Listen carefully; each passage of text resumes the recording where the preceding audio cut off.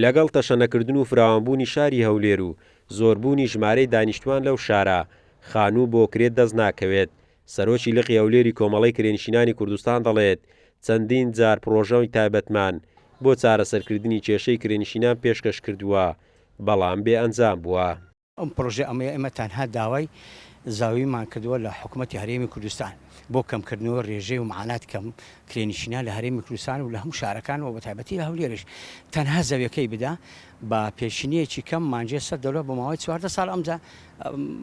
دەتوانانی بڵێم پارەکە بدا دەتوانین بێتە خاوەنی یەکەی نیشتە جێبوون کە باشترین پرۆژەیە و هەم لەقەن ئەرچی سەرشانی حکومە کەم دەکاتەوە قەیرانی کرێنشین کەم دەکاتەوە و هەم کرێنشینیش بەخۆی بە ئاوات و بە دەتوانانی بچێتە ناویەکەی نیشتە جێبوون و بتوانی بە گوێرەی توانای خۆی بتوانێت ئەو پارەیە ماگانە بدات. بەهۆی زۆری خواست و ڕوتێکردنی بەلێشاوی عەرەب و کڕین و بەکرێگرتنیان بە پارەیەکی زیاتر خانووی بۆ کرێ لە هەولێر دەست ناکەوێت. ئەما وتەی خاوەن نووسینگەکانی کڕن و فرۆشتن و بەکرێدانی خانووە لە شاری هەولێر وە خۆیان ڕایدەگەێنن ماوەی چەند مانجێک دەبێتی خانوویشان بۆ نەهاتووە بۆ ئەوی بەکرێی بدەن. نووسینگە ئێستا خانووت هەیە بەکرێ بدەی خەڵک ناوەڵە نییە ناوەڵە بە ماجش خانیما دونا ئێستا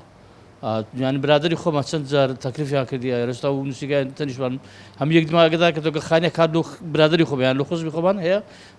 نییە بیان دەینی باوەڕکە بۆ خۆم 3 مانگ دەبیست خانووەکەم ناتە لای زۆر دۆست و برادر تەکلیفیان کردی و تەلەفۆن دەکەن لە بۆ خانی کرێ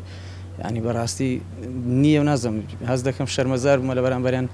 ئەگە دەرێم نییە نازم باوەڕ دەکەنیان نە بەڵام نییە زۆر کەمە. بە گوێرەی زانیاریەکان و ئامارەکانی کۆمەڵەی کرێنشینانی کوردستان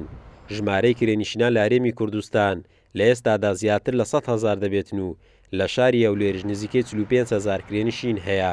سەرباری کەمی و نەبوونی خانوو بۆ کرێ